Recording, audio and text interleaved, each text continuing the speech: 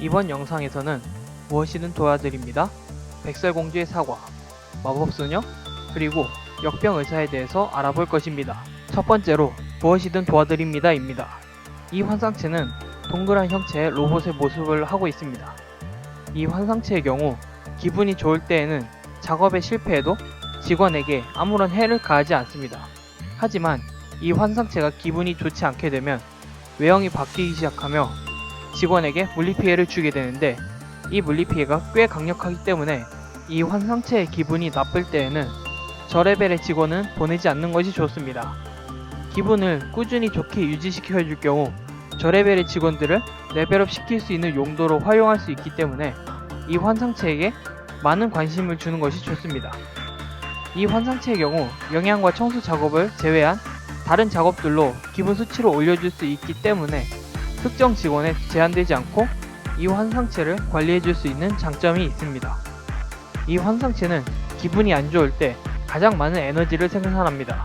하지만 기분이 좋지 않을 때에는 탈출을 할 수 있기 때문에 기분을 고의로 낮추는 방법은 여러모로 별로 추천하지 않는 방법입니다. 이 환상체가 기분이 나쁜 상태로 오래 방치가 될 경우 탈출을 시도합니다. 이 환상체가 탈출한 경우에는 빙글빙글 돌면서 빠른 속도로 복도를 배회하다가 직원들을 발견하게 될 경우 직원에게 돌진하여 높은 물리적 데미지를 주게 됩니다. 크게 유용하지 않지만 작은 팁을 주자면, 환상체가 돌진 이후에 벽에 부딪히게 되면 잠시 스턴 시간을 가지게 됩니다. 만약 방패를 든 직원이 없이 큰 방에서 싸우게 될 경우 직원들이 좌우로 왔다 갔다 하면서 시간을 소모해 더 많은 피해를 받을 수 있기 때문에 좁은 방에서 싸우도록 유도하거나 방패를 든 직원을 기동하는 것이 좋습니다. 가장 좋은 제압 방법은 체력이 많은 방패 직원 1명과 총을 든 직원들 다수를 투입하여 넓은 방에서 싸우는 것입니다. 방패를 든 직원이 환상체의 진로를 방해하며 혼자 탱킹을 하는 동안 그 뒤에서 총을 든 직원들이 안전하게 환상체를 제압할 것입니다.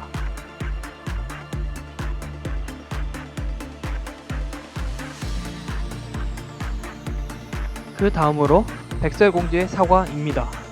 이 환상체는 드레스를 입은 키가 큰 여자의 형태이지만 머리는 사과, 몸은 식물로 구성되어 있는 외형을 가지고 있습니다. 이 환상체의 경우 폭력 작업을 가장 좋아하며 대부분의 작업을 싫어하기 때문에 작업을 할 때 조심해야 합니다. 직원이 작업에 실패할 경우 복합 데미지를 받게 되는데, 이때 받는 물리적 데미지가 매우 크기 때문에 1, 2레벨의 절액원 직원들은 작살이 나기 쉽습니다.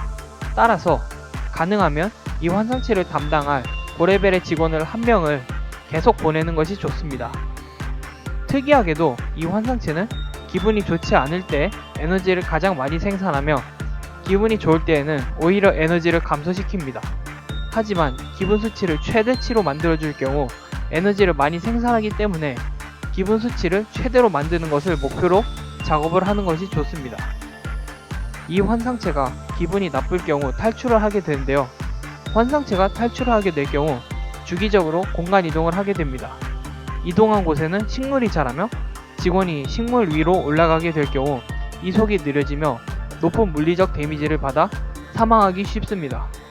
환상체 자체의 체력도 높은 편이기 때문에 제압하기도 힘들지만 다행히 이동한 곳에 따라서 다른 환상체 관리에 전혀 지장이 없는 경우도 있으니 맹목적으로 제압을 시도하기보다는 상황에 따라서 무시를 하는 것도 한 가지 방법이 될 수 있습니다.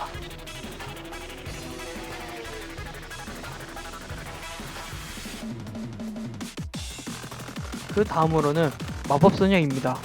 이 환상체는 만화에 나올 법한 마법소녀 복장의 외형을 하고 있습니다.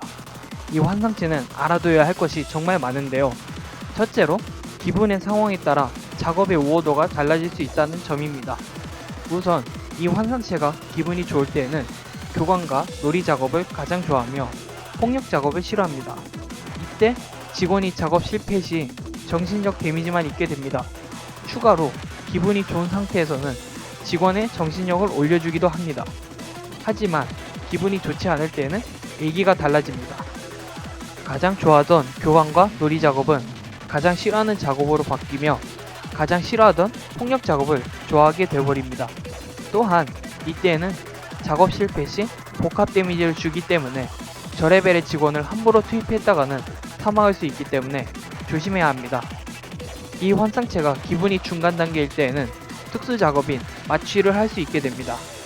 이 작업은 합리주의자와 원칙주의자만 할 수 있으며 환상체가 이 작업을 받으면 한동안 기분 수치가 떨어지지 않기 때문에 이 환상체에 기분을 올려줄 수 없는 상황일 경우 마취로 시간을 끄는 것도 한 방법이 될 수 있습니다. 만약 환상체의 기분이 나쁜 상태로 오래 있을 경우 환상체는 뱀의 모습으로 변신을 하고 탈출을 시도합니다. 직원들이 변신한 환상체를 보게 될 경우 엄청난 정신적 데미지를 받기 때문에 저레벨의 직원들은 한 번에 미쳐버릴 수 있습니다. 따라서 이 환상체를 제압할 때에는 높은 레벨의 직원들을 보내는 것이 좋습니다. 다행히 환상체가 가하는 물리적 데미지는 정신적 데미지에 비해 미약하기 때문에 고레벨의 직원을 투입하면 무리 없이 진압을 할 수 있습니다.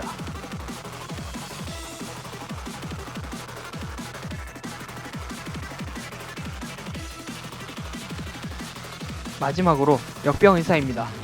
이 환상체는 중세시대 역병의사의 모습을 하고 있습니다. 이 환상체는 청소 작업을 가장 좋아하며 싫어하는 작업이 없기 때문에 직원 투입에 까다로울 필요가 없습니다.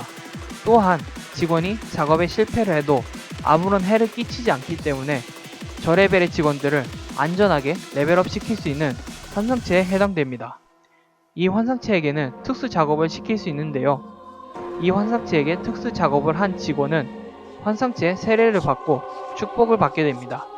축복을 받은 직원의 경우 모든 스탯이 올라가게 되어 다른 작업들을 수월하게 할 수 있게 됩니다.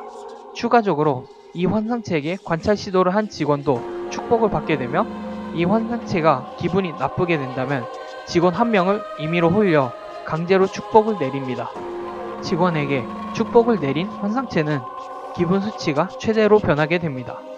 다만 무턱대고 여러 직원에게 축복을 내리는 것은 현명한 판단이 아닙니다. 직원이 축복을 받을 때마다 시계가 돌아가게 되는데 이 시계가 12시를 향할 경우 아주 얌전하던 역병의사가 무려 알레프 등급의 환상체인 베게아로 변신을 하게 되고 축복을 받은 직원들이 전부 악마로 변신하여 게임의 난이도가 수직적으로 상승하게 되어버립니다. 그리고 이 부분은 많은 사람들이 잘 모르는 정보인데요. 역병의사에게 축복을 받은 직원은 세이브 파일에서 영원히 사라지기 때문에 재시작을 할 때 당황할 수 있습니다. 또한 이 역병의사의 축복 스택은 게임을 재시작해도 사라지지 않으며 데이터 리셋을 하지 않는 이상 영원히 누적되므로 주의해야 합니다. 다행히 역병의사의 축복 스택이 어느 정도 쌓여 있는지는 역병의사의 외형을 보고 대략적으로 유추가 가능하기 때문에 이를 잘 보고 축복을 잘 활용하는 것이 좋습니다.